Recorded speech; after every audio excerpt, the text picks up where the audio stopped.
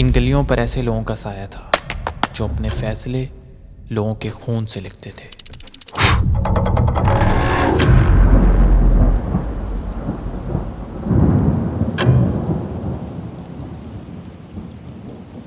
Dawood Ibrahim, the mastermind, छोटा राजा, दाऊद का साथी, उसका दायां हाथ। दोनों ने मिलकर एक ऐसा अंडरवर्ल्ड बनाया जहां 5000 से ज्यादा लोग उनके एक इशारे पर चलते थे।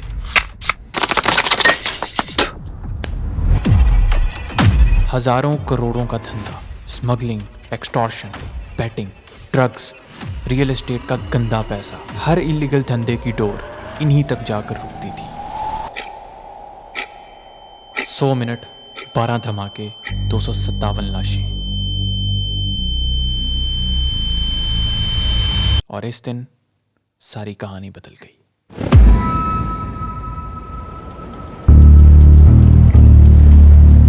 ये कहानी शुरू होती है 1940 से, जब मुंबई का असली नाम बॉम्बे हुआ करता था। इस दौर में ये पोर्ट्स बॉम्बे की जान थे। समुद्री जहाजों से माल सप्लाई किया जाता था। दिन में समुद्र के इन किनारों पर धंधा होता था और रात में काला धंधा, स्मगलिंग। यहीं से निकले 3 ऐसे आदमी जो आने वाले 30 सालों तक बॉम्बे शहर को चलाने वाले थे। पहला नाम करीम लाला, अफगानिस्तान से। बॉम्बे के इन पोर्ट्स पर काम करता था, लेकिन वो अपने इस काम से खुश नहीं था। इसलिए उसने अपने हमवतन पठान दोस्तों को इकट्ठा किया और बना दी एक गैंग, पठान गैंग।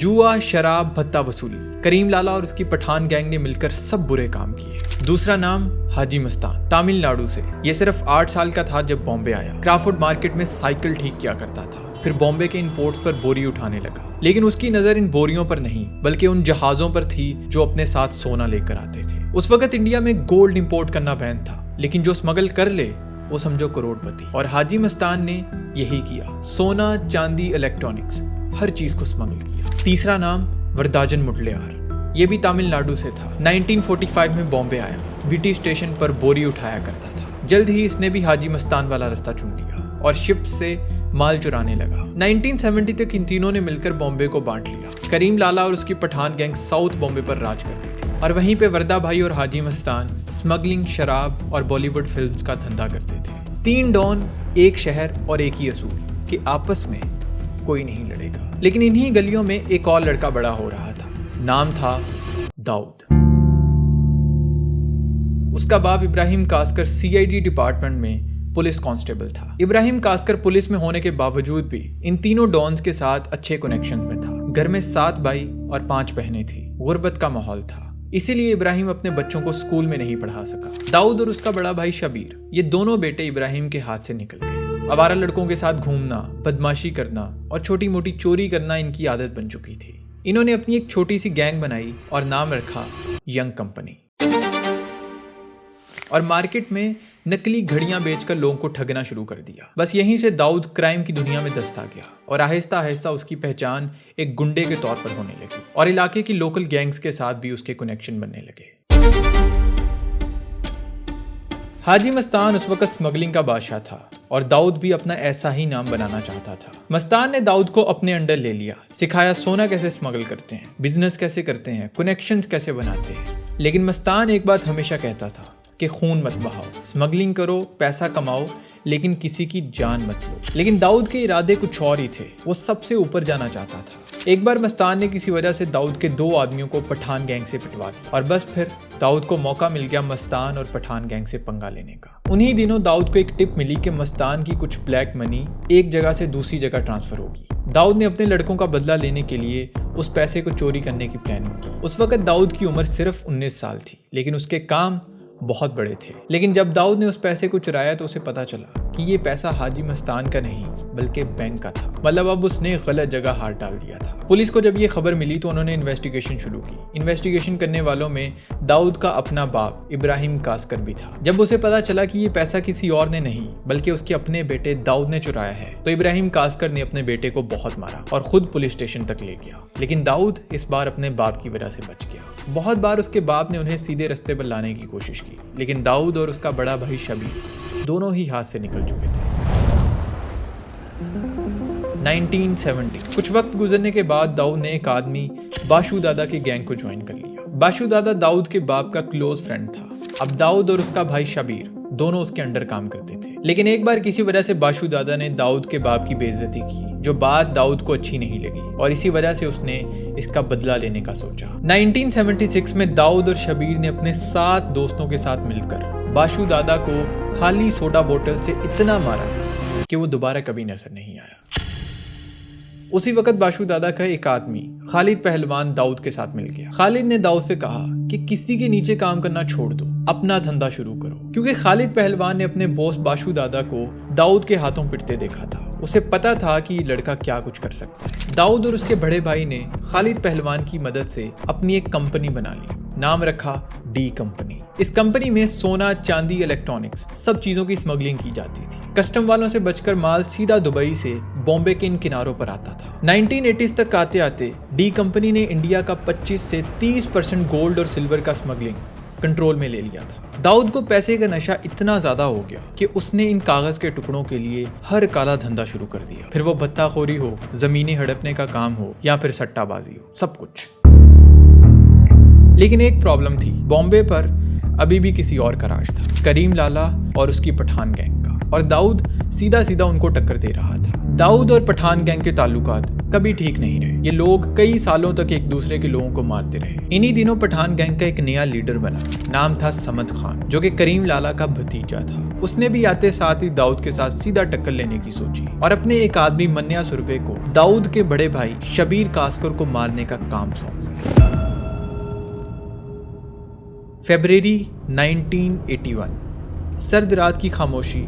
दाऊद का बड़ा भाई शबीर अपनी गाड़ी पर कहीं जा रहा था। रास्ते में पठान गैंग के आदमियों ने उसका पीछा करना शुरू कर दिया और एक पेट्रोल पंप के पास जाकर उस पर गोलियों की बारिश कर दी और शबीर कास्कर को खत्म कर दिया। ये खबर सुनने के बाद दाऊद गुस्से से पागल हो गया और उसने पठान गैंग को जड़ से खत्म करने की ठान ली। दाऊद की एक बात बहुत काबिले तारीफ थी कि वो दोस्त बनाने में बहुत माहिर था। यही वजह थी कि उसका याराना हर जगह था, इसीलिए पुलिस में कुछ लोग उसके खास दोस्त बने और दाऊद ने इसी बात का फायदा उठाया और पुलिस के साथ मिलकर पठान गैंग को साइड करने का सोचा। वो पठान गैंग की हर हरकत की रिपोर्ट पुलिस को दिया करता था। पुलिस ने दाऊद का फायदा उठाया और दाऊद ने पुलिस का। इसी तरह पुलिस ने आहिस्ता आहिस्ता पठान गैंग के लोगों को पकड़ना और मारना शुरू कर दिया और साल 1982 में मन्या सुरवे, जिसने दाऊद के बड़े भाई शबीर कास्कर को मारा था, वो पुलिस इनकाउंटर में मारा गया। लेकिन दाऊद को अभी भी सुकून नहीं मिला। वो अपने बड़े भाई की मौत का बदला करीम लाला के भाई को मार कर लेना चाहता था। 1984 में पठान गैंग के लीडर समद खान को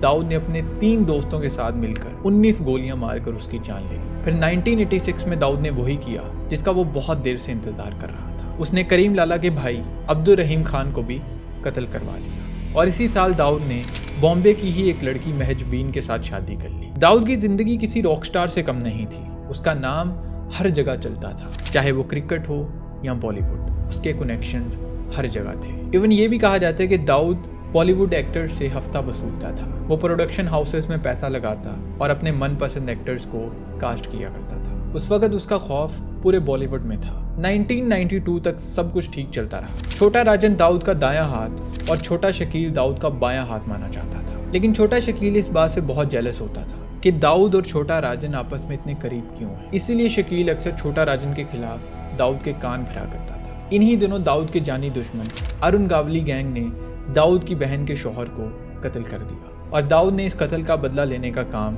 छोटा राजन को सौंपा। लेकिन छोटा राजन इस काम को करने में बहुत देर लगा रहा था, क्योंकि अरुण गावली के शूटर्स उस वक्त जे हॉस्पिटल में कड़ी निगरानी में एडमिट थे। इसीलिए दाऊद ने यह काम छोटा राजन की बजाय छोटा शकील को दे दिया। छोटा शकील ने इस मौके को गनीमत समझा और अपने खतरनाक शूटर्स के साथ मिलकर जे हॉस्पिटल के अंदर घुसकर अंधाधुंध फायरिंग कर दी और अरुण गावली के उन शूटर्स को खत्म कर दिया जिन्होंने दाऊद की बहन के शौहर को मारा था। इस अटैक के बाद दाऊद और छोटा राजन के दरमियान दूरियां बढ़ना शुरू हो गई, क्योंकि दाऊद अपने काम अब छोटा शकील को देने लगा था और छोटा राजन को बताए बगैर अपने फैसले लेने लगा। इसीलिए छोटा राजन ने अपनी अलग गैंग बनाना शुरू कर दी और धीरे धीरे दाऊद की गैंग से आउट होने लगा। अब पुलिस भी दाऊद से तंग आ चुकी थी और वो दाऊद और उसकी गैंग को पकड़ना चाहती थी। लेकिन दाऊद अपनी गैंग समेत दुबई भाग गया और वहीं से बैठकर सारा नेटवर्क कंट्रोल करने लगा।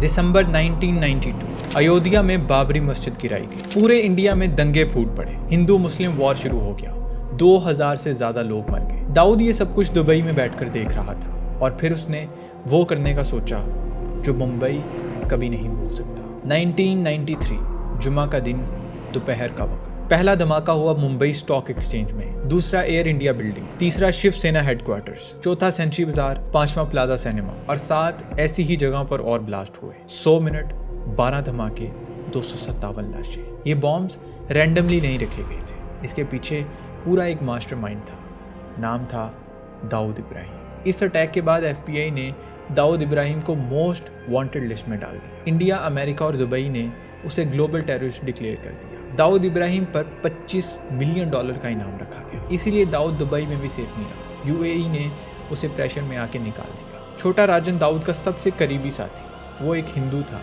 जब उसे ये पता चला कि दाऊद ने 257 लोगों को मारा है, वो गुस्से से पागल हो गया। जो शख्स दाऊद का एक वक्त पर दायां हाथ हुआ करता था, अब वो दाऊद का सबसे बड़ा जानी दुश्मन बन चुका था। वो दाऊद को जान से मार देना चाहता था। उसने बहुत बार दाऊद को मारने की प्लानिंग बनाई, लेकिन हमेशा नाकाम रहा। छोटा राजन क्योंकि खुद भी एक क्रिमिनल था, तो पुलिस उसे भी पकड़ना चाहती थी। 27 साल तक छोटा राजन भागता रहा और फिर 2015 में वो बाली में पकड़ा गया और अभी वो दिल्ली की तिहाड़ जेल के सेल नंबर 2 में है। और दाऊद, उसका आज तक नहीं पता चल पाया कि वो गया किधर। कुछ लोगों का मानना है कि वो पाकिस्तान में है, लेकिन पाकिस्तान ने हमेशा इस बात से इनकारी की है। 3 जनरेशन्स, हजारों मर्डर्स और एक शहर जिसका नाम था मुंबई।